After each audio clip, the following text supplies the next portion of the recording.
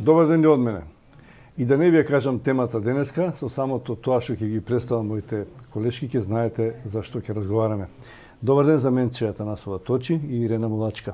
Добар ден. Значи ќе говориме за здравство, а во здравство во овие изминати месеци, недели, коронавирусот е доминантен и би сакал да поразговараме со нив. Прво, колку Македонија навистина е подготвена за евентуално да се соочи со овој вирус, организацијски и здравствено, менче? Па вака сега, ние сме новинари кои што го следиме тоа и не сакам да ги плашам луѓето.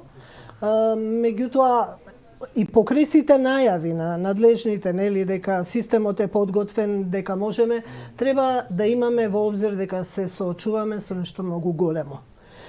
И ново. И ново, што, не дај Боже, да влезе, да дојде во државата. Значи се соочивме и со SARS, и со птичи грип, и со свински грип. Системот се подготвуваше, но никогаш не се соочивме да дојде тука во државата. Имало епидемии на грип и по 100.000 заболени од сезонски грип, никогаш не се прогласило епидемија, воредна состојба и така натаму. Тоа што надлежните смируваат дека системот е подготвен, во ред, они сметаат дека со тие можности системот е подготвен, но јас велам дека можностите се многу мали.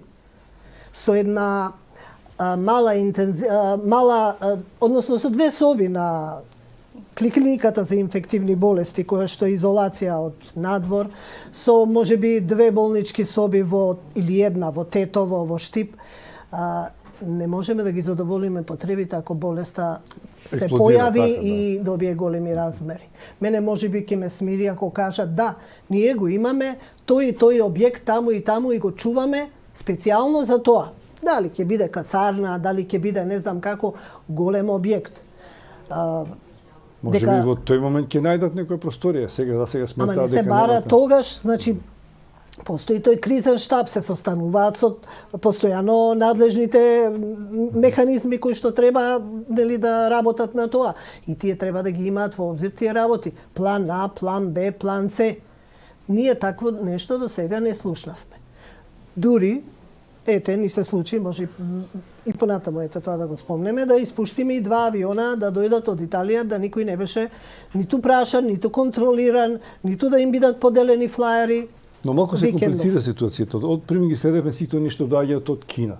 Бидејќи сега тој прогресира и на европскиот континент, сите летови веројатно треба да се контролираат или како ќе постапи, тоа не е мала работа да се следува. Тоа е чудно како се зборуваше дека излегло од пазарот во Хубај и можеби од некое животно и не знам како, одеднаш се појави Италија стана жариште во Европа. Се расшири низ цел свет, но на вистина стана жариште во Европа. Италија си презема мерки, можеби за нас се смешни, кога гледаме полиција со маски во тие карантин зоните, не пуштаат никој да влегува, никој да излегува, но веројатно и така треба. Секоја земја си носи одлуки. Тоа е тоа.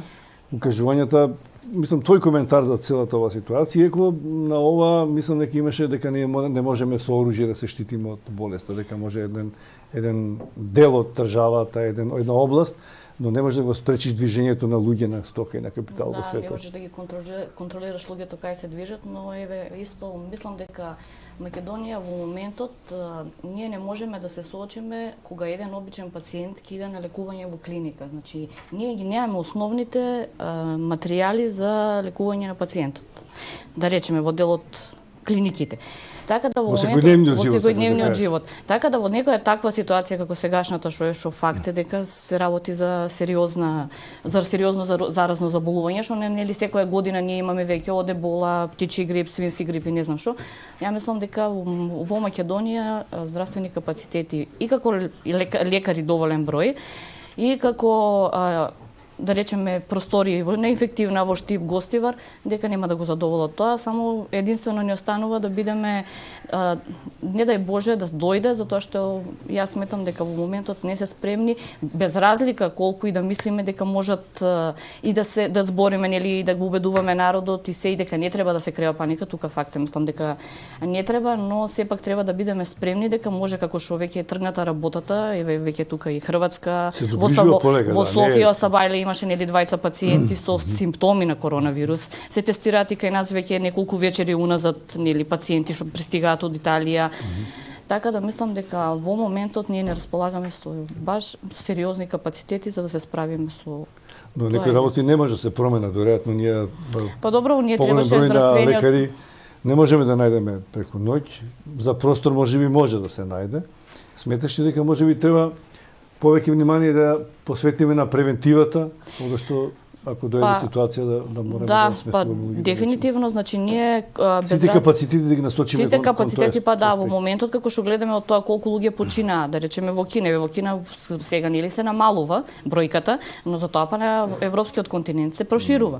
Значи ние мора во моментот, барем периодот како што кажуваат топлото време нели го уништува вирусот, ама не знаеме, еве сега денес е топло, утре се најавува заладување, не знам што, како ќе иде натаму временската прогноза до април, мај, така да за неколку месеци тоа може да биде, мислам, сериозен проблем во државата, а не знам колку ние можеме сериозно да се справиме со тоа. Да. Толкму загриженоста на Светската здравствена организација е за земјите со ниски здравствени системи. Тука ние спаѓаме. И ние не можеме да кажеме да, ние сме подготвени на високо ниво државата да се соочи со вирусот. Мораме да признаеме на кое ниво ни е здравствениот систем. Кубуриме со лекови, се уште кубуриме со лекари, се уште кубуриме со лекови, со капацитети. Менчама, тоа не е доволно ако се случи стани пани, констатациите што може се превземе да се промени таа ситуација. И дали Светската организација, бидејќи велиш загрижена за вакви земји. Подобро ни размислуваат дали пандемија, мислам да се. Да, на што може тие да помогнат? И дали воопште може да помогнат во земји како нашата? Помагаат со инструкции, помагаат со препораки. Секоја земја си носи сама одлуки. Италија донела одлуки ете така, да ги блокира зоните, макар што еве вчера им се прошири, се појавија случаи во јужниот дел на Италија. Ама тоа е контрадикторно на некој начин со моќта или немоќта на капацитетот на здравството во една земја. Во Италија сигурно имаат подобар здравствен систем и повеќе и повеќе капацитети. И се случи токму таму, како што велиш, во северна Италија, во центарот на Европа, и се шири. Па за тоа уште пострашно, таму имаат и капацитети, се случува, има починати пациенти, а не дај Боже кај нас да се случи, што ќе правиме ние? Не сакам да кажам, има некои работи како што се случило? И како тоа е необјаснимо. Нивниот пациент е уште пациент 0, значи означен како така, не знаат од каде е заразен. Не бил во Кина. Да, сакам да кажем и Кина е земја со високо ниво на опременост. А направија клиника за колку денови, мислам, да. Ова е веројатно еден нов случај каде што светското здравство тешко се справува со изнаоѓање решение и не само како лек, бидејќи велат вакцината до 2021 можеби ќе се појави. Но до тогаш ќе треба светот и ние да се справуваме на некој начин. Не, можеби не да го најдеме решението да го излечиме, но да го смалиме начинот на ширење или тие што ќе заболат, не дај Боже, да ги третираме на соодветен начин да не прогресира. Може би акцентот треба да го ставиме многу на граничните премини, на аеродромите, макар што кога некој е болен, ете имало случаи, вчера го слушав професорот Даниловски, преносители кои што можеби нема да заболат, а ја пренесуваат болеста, да. Или па инкубацијата е 2 недели. Или инкубацијата е 14 дена, сега дури се зборува дека е и 21 ден и тој човек со сите луѓе покрај кои што поминал или имал контакти ќе ги зарази. Вела дека од 4 тројца се заразуваат. Тоа е страшна бројка. Иако SARS-от беше, ми се чини 10%, сега ова 3, нешто, меѓутоа сепак имаме на ситуација на еден многу сериозен вирус кој што веројатно мутирал, ете тоа е во доменот на епидемиолозите. Сметам дека многу треба да излегуваат, јавно да зборуваат, епидемиолози, инфектолози, стручни лица. Сега не знам, вчера најави министерот дека ќе има некакви видеоматеријали и флаери, замоли телевизиите, порталите да постојано да објавуваат, но и тие ми се чини дека малку треба да обрнат поголемо внијание, посериозни да бидат екипите на аеродромите, да разговараат со секој што ќе помине, каде поминал, што поминал, да го обележат ако тој бил не знам каде во Кина или Подобро се да се успори протокот на влез на луѓето, но барем да се направи една анамнеза. Да, ама и луѓето треба. Бидејќи сите не можеме да ги ставиме во изолација, што доаѓаат и тоа е апсурдно. Да, но подобро таму на може граница Да има спречи. некаков регистар, таму да се спречи. Кога веќе се кажува дека треба да се откаже екскурзијата, треба да се откаже за 8 март, значи мислам дека и народот треба тоа да го Тоа почитува. дефинитивно. А ние имаме тука проблем, јас себе вчера ги читам на Facebook, нели по тие групите таму, се објаснуваат ова агенција нели го одложила, не знам, па за ќе поминуваме покрај Милано, па ќе спиеме во хотел во Милано, не е страшно ништо, не знам. Мислам дека и народот дел не ги сваќа прво сериозно работите и не ги почитува и препораките. Ние тука имаме проблем. Ирена, ги спомна граѓаните и тоа сакам да го кажам. Значи имаме една ситуација кај што или некој се паничари, или па некој не ги сваќа сериозно работите. Да. Можеби е исто така важно тоа што го спомнувате и вие, комуникацијата со медиумите, ќе мораме да соработуваме со лекарската афера, со лекарските власти, да не дојде до тоа, бидејќи самите анализирате дека ние капацитети немаме за отпусте. Ние единствено акцентот можеме да го ставиме на превентивата. Колку примарното здравство може да се вклучи во ова, матичните лекари, бидејќи велат ако има некој сомнеш да не трча на клиника, да шета по ходници, да се јави, па како би интервенирала тоа домашна посета, брза помош, матичните, како би го организирале тоа? Па добро, Ние тука немаме многу капацитет, па ама немаме може да капацитет, ние помогне. брза помош, ако викнат, чекаат по 45 Да, и минути, сега 50 за за срчеви, срце удар и да. мозочен удар, а не да ги викнеме во таква ситуација со кои ние без разлика дека нели имаше набавка на амбулантски возила и не знам што. Ја мислам дека да се деси такво нешто, да треба брза помош да иде дома или тим да иде на лекари, тоа моментот нема шанси да се спроведе. Вклучително ако се разболите од обичен грип, а не сте сигурни што е и почнувате да се јавувате. Јасно дека мора да се Тоа провери да ќе не имаш настане општа симптоми, паника. општа паника настанува секако. Па може ли матичниве некако да се вклучат, освен да одиме таму, некои екипи мобилни Па кои мислам што... дека нели тоа треба и да се спречи луѓето да бидат сите на куп да чекаат редица кај матичен лекар, баш од таа причина. И сега матични лекари во Македонија Има и нема. има и нема. Вака сега, нивото од вчера е качено. Да. Значи, комуникацијата со Министерство на повисоко ниво со медиумите е зголемена. 2 пати дневно ќе има брифинзи. Тоа е добро. Ноќно, не знам сега колку е добро, може ете така размислиле и таква стратегија направиле. Ноќно време прават тестирања на секој пациент и покрај сугестијата, еве ја сугерирав дека не мора да седиме и ноќе и да чекаме, Како дека новинари, тоа да, може, како се новинари, работат. дека може тоа са бајле да се соопшти дали е позитивен или негативен.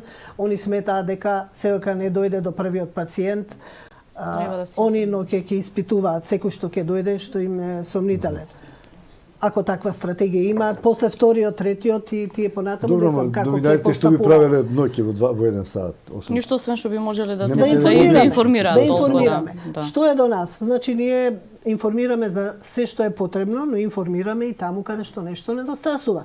Тоа на нив треба да им биде предупредување или да им биде патоказ како да постапат, што да направат. Што се однесува до матичните лекари, мислам дека нив ништо не може да ги помрдне од амбулантите. Матичен лекар секоја чест на помладите и поголемите ентузијасти, но матичен лекар нема дома да ви дојде, како што тоа вчера го посочи и професорот Даниловски, да се мрднат од амбулантите и да отидат, тие се на еден начин семејни лекари, ако има потреба да отидат во семејствата, ако има таков пациент. Мислам дека примарното здравство ни е многу слаба карика на која што надлежните не работат. А еве сега се полни амбулантите од грипови, вируси, луѓето се сите болни, сите одат кај матични, сите се на куп, седат тука по 10 киваат. пет. Кажа еден од друг се пренесуваат. Од 0 до 90 Да. и бебиња и возрастни и Матичните стари сами лица. треба да бидат свесни дека во таква ситуација, ако може нешто да се допринесе, да се организираат, не знам што. Али што ви рекла, менче не може да ги Не, помрани. ситуацијата не е едноставна, бидејќи знаете што сега ги слушам овие здравствените власти велат на границите се засили контролата, но и луѓето што се на граница треба да се изолираат, да не бидат партија. Имаат пратено, преносители. рекоа дека пратиле маски од тие заштитните Така маски и Ама тоа е тоа значи дека и пациентите кои што одат на редовна контрола кај матичните можеби треба да носат маски. И лекарите матични треба да имаат маски. Можеби таа една култура на заштита треба маски да се... повеќе нема. Значи, овие маски што се хируршки, да расчистиме, не штитат. Тие се доколку некој е болен, има вироза, за да не го зарази другиот. Но Ама нема таква да маска заштити, за да нас болеста таква не не се, штити. Тие се специјални маски, многу поскапи, на кои што во светот сега им рипна многу цената, бидејќи и во Кина се произведуваат, ми се чини. Така да гледав нас некаде уопште по ги интернет по 80 евра една маска. Таа маска не е трајна. Таа трае, не знам, 8 сата и колку и се троши, има со јаглен натри и така натаму. Така да ние за такви маски во Македонија е поим. И да има, далки Да, да се... прво Нема прво ниту во нема да Италија. им, да, нема нема Комуницирав никај со- луѓе да купат, да. Комуницирав вчера со еден пријател во Италија, точно во пограничната зона со карантин на 20 километри. Вика, јас одам незаштитен на работа. Излегувам, продавниците се празни, рафтовите се празни. Зошто? Луѓето Тоа не ми беше купуваат, јасно. прават залихи, Зошто? За да живеат шеќер, брашно, изолирани За дома. изолирани дома, да. Па добро, тоа веќе се гледа и кај повојна нас. ситуација. Да. Да, па и кај нас исто Улиците во размислуваат. Пијаченца се празни, плоштадот е празен, ми прати слики од таму. Вика, одам на работа секој ден и одам незаштитен. Маски нема. И кај нас исто луѓето И уште тука сега се почнуваат аптеките да празни. размислуваат, да. Уште сега брашно да купат, макарони да купат, да седат дома изолирани. Ја не знам што ќе се случува само, не дај Боже ако се појави. Што викам, од една страна имаме паничари, од друга страна имаме луѓе, пошто од искуство од претходните години нели Ебола го имавме случајот кога го затворија хотелот во Мавровка, починат пациент нели од Ебола, па се крена паника, па хаварија настана. Тогаш настана хаварија. Тогаш институциите беа буквално Потврлија. потврлија. Збориме пациент нели од Ебола. Тука Ни се починат смееше светот. Светот не се смееше. Во Ирена, Менче, од она што секојдневно го гледаме од министерот и од задолжените за ова, уверуваат дека се 100% подготвени. Па добро, тоа има нив работа. Дали е тоа спротивно да не се шири паника народот? Но што повеќе од тоа? Што би било паника? Ние немаме избор дали се спремни или не, ќе се покаже, не дај Боже, ако дојде до таа ситуација. Може би веројатно, но вие како новинари кои што ги гледате ситуацијата, дали наистина ми се чини дека се подготвени, дали има простор за подобрување на и во кој домен? Дали примерно, дали обука на граѓаните, дали хигиена, дали што можеме сите како општество да помогнеме, да не оставиме само на здравствените власти, туку и медиумите и граѓаните да придонесеме за евентуално да се заштитиме од... Ние имаме еден проблем кај медиумите, значи кај нас ако прочитаат статус на Facebook, го пренесуваат статусот на Facebook и тука се прави како што беше случајот пред некој ден, специјалци има нели кај клиника, па да, тенкови, не знам што, ништо се тоа не беше точно. Нели ќе го контактираш министерот, ќе му се јавиш од 10-11 пошто новинар си да прашаш што како. И тоа е во рамки на политичката битка се, мислам, тоа е малце несмислено. Да. Доаѓаат избори и очигледно и тука се води битка и на тој план. Министерот е подготвен, не е подготвен, и му се кај нас случува поени ова. добиваат, да, сега, например, една опозицијата користи во моментот власта што прави, па да го злоупотреби тоа додека дојдат изборите да добијат повеќе поени дека овие не се спремни, што им иде во прилог. Ама претходно беа нели ВМРО на власт и Тодоров беше, па имаше Ебола, САРС, птичи грип, свински грип, па исто беше, не беше ништо поразлично. Дури сега мислам дека комуникацијата со новинарите се трудат барем да ја одржат на повисоко ниво. Тоа е за поздравување. Тоа, да, многу се поотворени, можеш да ги добиеш од секое време. Тоа мислам барем... Па мислам дека и доволно простор одвојуваат сега медиумите за ова. Ми се чини како да сме свесни дека од опасноста што доаѓа, дека е побитно дури од политичката битка и од бомбите кои што се појавуваат и гледам во редоследот на вестите не доминира тие работи, туку ова здравството се чини и не загрижува сите нас. Постоењето на такви медиуми што ги спомна медиуми или портали Ирена, сега ќе им се удри од глава, кога требаше да се направи да расчисти простор кои остануваат професионални, а кои не. Сите останати постојано ги следиме инструкциите и пренесуваме точни и прецизни информации, затоа што нема играчки со ваква работа. Не можеш ти да... ќе потенцирам, секаде каде што ќе забележиме дека има пропусти, дека нешто недостасува, ние ќе кажеме.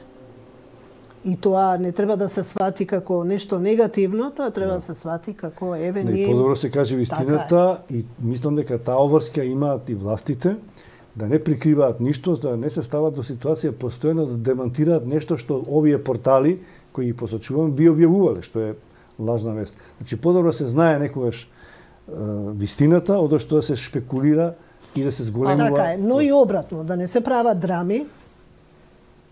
Еве ние работиме, еве ние ноќе испитуваме, еве ние не знам што правиме, за да обратно се добијат политички поени. Па да, не е целта еве ние работиме и ние сме нели цело време на предострожност, тоа им е работа. Мојот предлог беше, но не го прифатија вчера, дека ако имаат случај ноќе да си го испитаат и утре сабајле да не информираат. Имаме случај или немаме случај. Сега протоколот на информација е да ние мораме да седиме и да дежураме ноќе, испитуваат во 1, резултатите се готови во 3, па седиме и навечер. Ова би траело до недоглед. Сите ќе се измориме. Има ли кризен штаб, имате ли динамика на комуникација, кој известува колку пати дневно? Еве, од денеска почнува таа комуникација, 2 пати дневно, околу 10 и 11 еден брифинг и околу 3 или 4 кој ќе ги води? Дали има одредено луѓе или секој доктор ќе дава информации? Веројатно брифинзите ќе бидат со министерот, да. Рече дека ќе одреди 2 лекари со кои би можеле да имаме комуникација. Ти знаете, Менче, Ирена, некојаш вие кои што водите здравство, сите имате контакти со лекари, со сестри кои што ќе ви дадат дополнителна информација надвор од онаа што е договорена. Ќе треба да се координират внатре, да не биде така, да не цурат некојаш непотребни и погрешни информации. Да, па ситуацијата е сериозна, така да не е моментот сега ние да се надпреваруваме кој прв ќе објави, кој што ќе објави.